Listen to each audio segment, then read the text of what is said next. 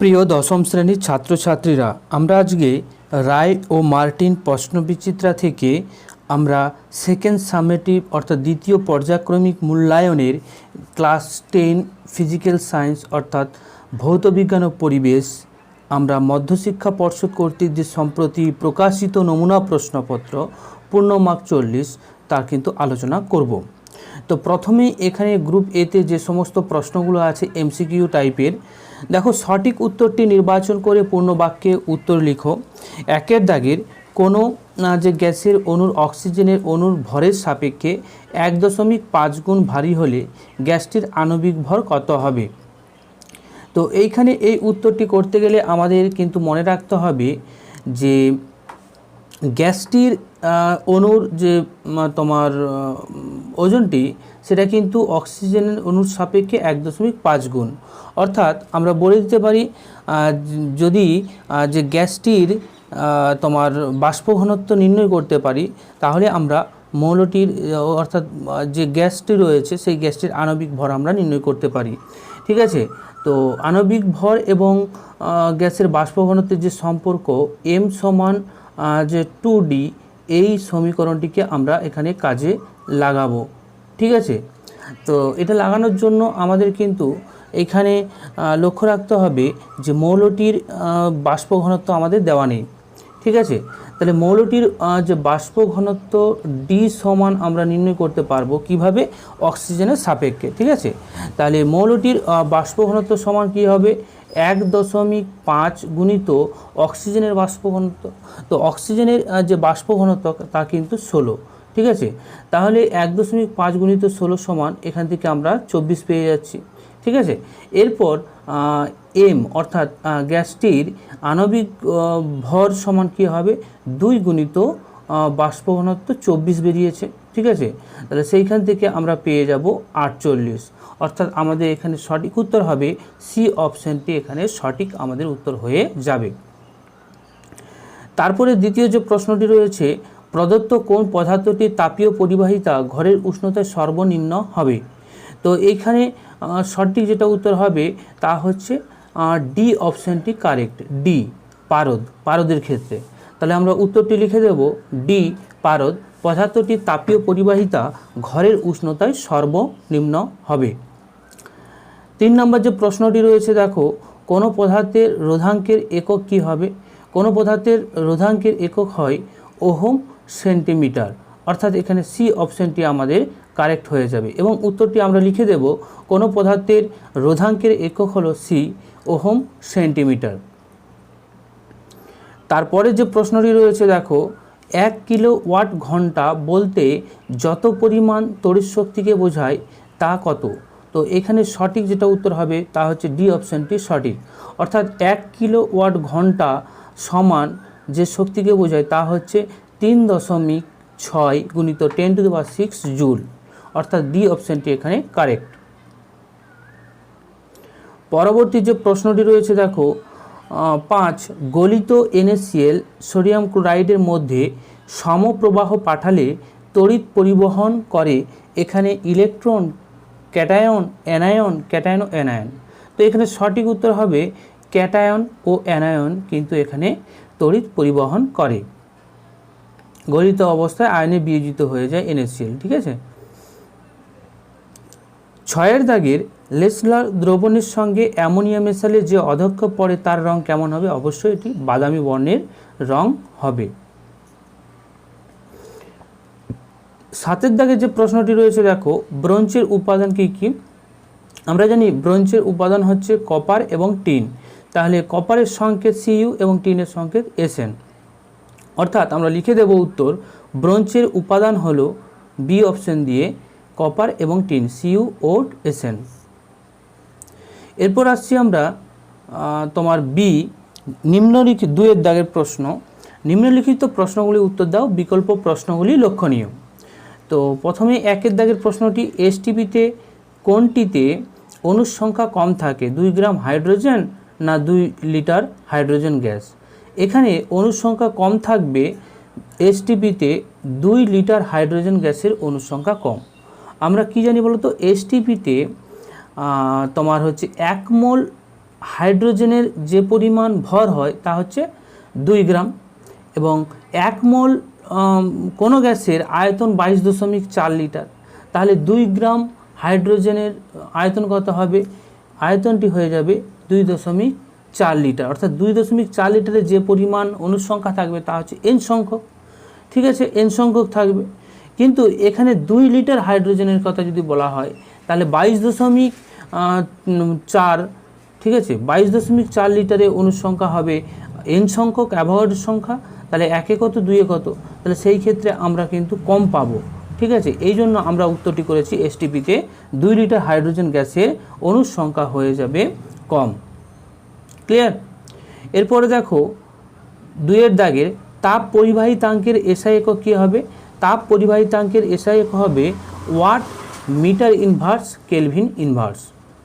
তারপরে যে প্রশ্নটি রয়েছে, ঘরের উষ্ণতার কাছাকাছি ধাতুর মধ্য দিয়ে তাপের পরিবাহিতা হওয়ার প্রধান উপায় ইলেকট্রন সঞ্চরণ। এটি কিন্তু মিথ্যে হবে, বিবৃতিটি মিথ্যে হবে, কারণ দুটো বস্তু কাছাকাছি অবস্থান করছে কিন্তু সংযুক্ত নেই। ঠিক আছে, তাহলে এখানে বিকিরণ পদ্ধতিতে কিন্তু তাপের সঞ্চরণ ঘটে, এখানে ইলেকট্রনের স্থানান্তরের কথাটি মিথ্যে হয়ে যাবে। তারপর 4 দাগের যে প্রশ্ন, এসটিপি বলছি, এসআই পদ্ধতিতে তড়িৎ ক্ষমতার একক কী হবে?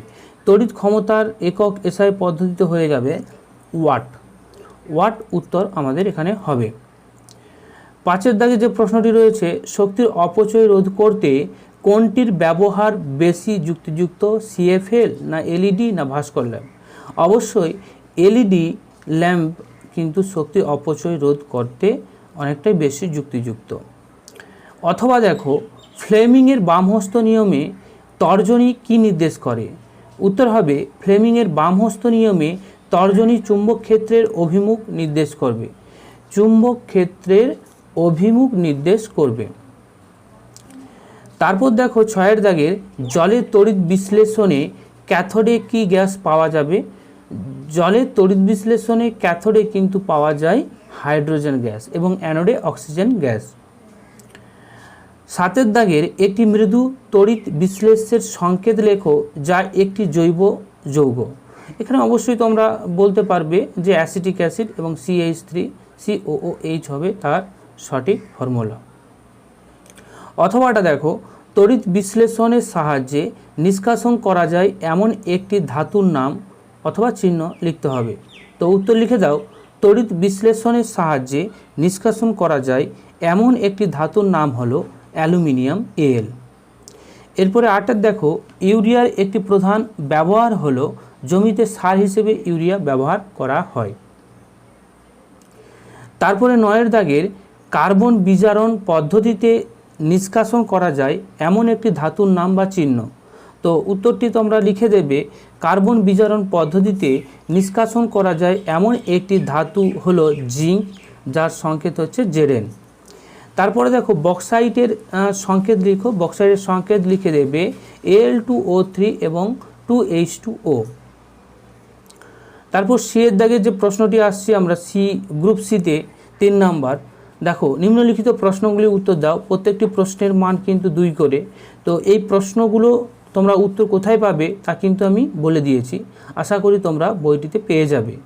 ঠিক আছে, তো 1 দাগের লেন্জের সূত্র শক্তির সংরক্ষণের একটি বিশেষ রূপ ব্যাখ্যা করো। এটা তোমরা ছায়া প্রকাশনীর বা ছায়া সহায়িকা বা ভৌতবিজ্ঞান ও পরিবেশ শিক্ষক, এই ভৌতবিজ্ঞান ও পরিবেশ শিক্ষক ক্লাস 10-এর কিন্তু তোমরা পেজ নাম্বার 245 পেজে পেয়ে যাবে। ঠিক আছে, তো নতুন যদি বই হয় 2-1 পেজ এই পাশ ওপাশ হবে, কিন্তু তোমরা দেখবে ওইখানে আছে। তারপরে দেখো বাড়ির ওয়ারিং সমান্তরাল সমবায়ে রাখা হয় কেন? এর উত্তরটা তোমরা পেয়ে যাবে ছায়া সহায়িকার ক্ষেত্রে পেজ নাম্বার 249-তে। এবং 2 দাগের ধাতুর আকরিক থেকে যে ধাতু নিষ্কাশন প্রকৃতপক্ষে বিজারণ একটা বিক্রিয়া ব্যাখ্যা করো। এটা তোমরা পেয়ে যাবে পেজ নাম্বার 419 ছায়া সহায়িকাতে। অথবা দেখো সমুদ্রগামী জাহাজের ইস্পাতের খোলকের সঙ্গে ম্যাগনেসিয়াম ব্লক করে রাখা হয় কেন? এটা পেয়ে যাবে ছায়া সহায়িকা 430-এ। এবং তারপরের যে প্রশ্ন 3 নাম্বার, লেড অ্যাসিডের দ্রবণে H2S গ্যাস পাঠালে যা ঘটে তা ভৌত পর্যবেক্ষণ এবং সমীকরণ লিখো। এটা তোমরা পেয়ে যাবে পেজ নাম্বার 388, ছায়া সহায়িকা। ঠিক আছে, তারপরের যে প্রশ্নটি রয়েছে, অথবা নাইট্রোলিন প্রস্তুতিতে শর্ত ও বিক্রিয়ার সমীকরণ লিখো। এটা তোমরা পেয়ে যাবে ছায়া সহায়িকা, পেজ নাম্বার 391। আশা করি তোমরা ছায়া সহায়িকা বই থেকে সমস্ত প্রশ্নগুলো পাবে। তাছাড়াও অন্য সহায়িকা থাকলেও তোমরা দেখবে সেইখানে দেওয়া আছে। যদি কোনো প্রশ্নে তোমাদের মনে হয় যে লিখতে পারছি না, সেটা কিন্তু কমেন্ট বক্সে জানাবে, পরবর্তী ভিডিওতে লিখিয়ে দেব।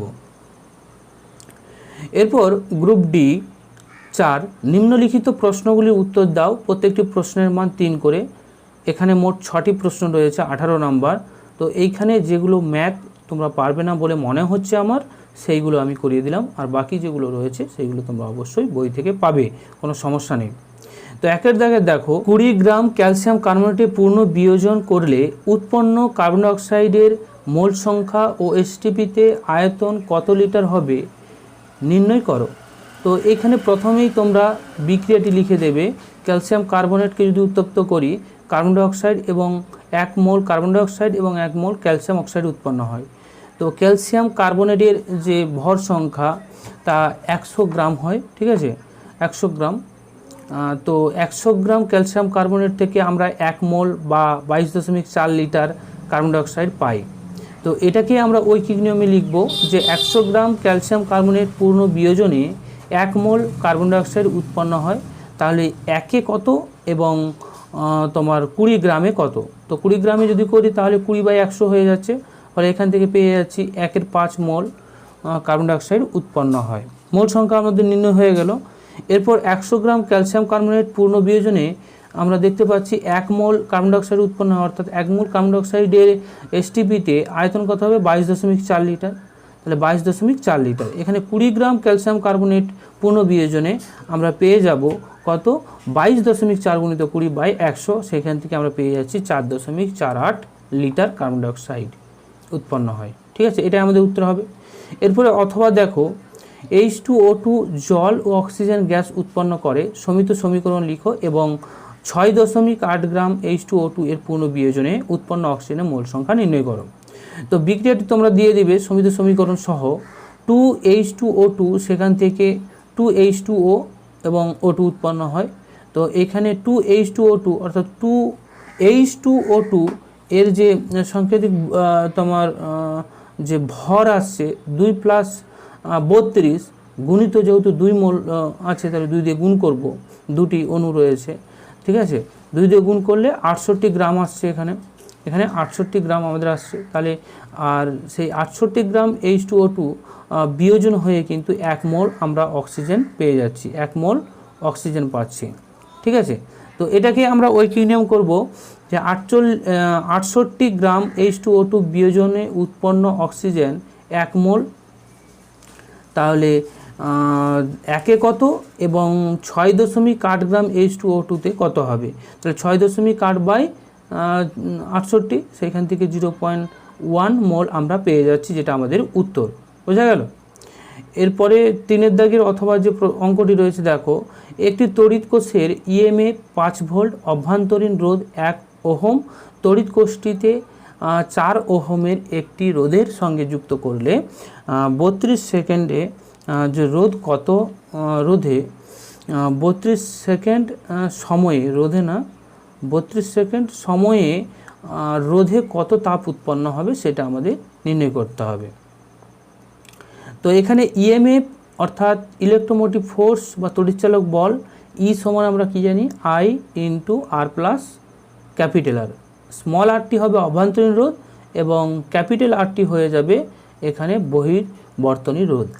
তো এখানে আমাদের E সমান দেওয়া আছে 5 ভোল্ট, আর অভ্যন্তরীণ রোধ 1 ওহম, বহির্বর্তনী রোধ হবে 4 ওহম এবং সময় 42 সেকেন্ড। আর আমরা এখান থেকে দেখো এই যে সমীকরণটি পেলাম, এই সমীকরণটিকে সরলীকরণ করলে আমরা পেয়ে যাই I সমান E/R প্লাস R। এখানে I প্রবাহ মাত্রা কত সেটা আমাদের নির্ণয় করতে হবে। তাহলে প্রত্যেকটির মান যদি আমরা বসিয়ে দিই সেখান থেকে আমরা পেয়ে যাব I সমান যে 1 অ্যাম্পিয়ার। এরপর জুলের সূত্র থেকে আমরা পাই উৎপন্ন তাপ H সমান কি হবে? H সমান হয়ে যাবে I স্কোয়ার, এখানে H সমান হবে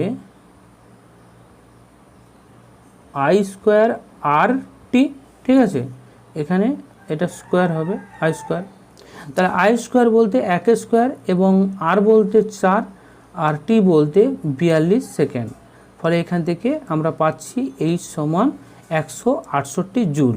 অর্থাৎ আমরা বলে দিতে পারি 42 সেকেন্ড সময়ে রোধে 42 সেকেন্ড সময়ে ওই রোধটিতে 168 জুল তাপ উৎপন্ন হবে। এটাই আমাদের উত্তর হবে। বোঝা গেল? তো এই ছিল আজকে আমাদের ভিডিও। অবশ্যই ভিডিওটি তোমাদের ভালো লেগেছে।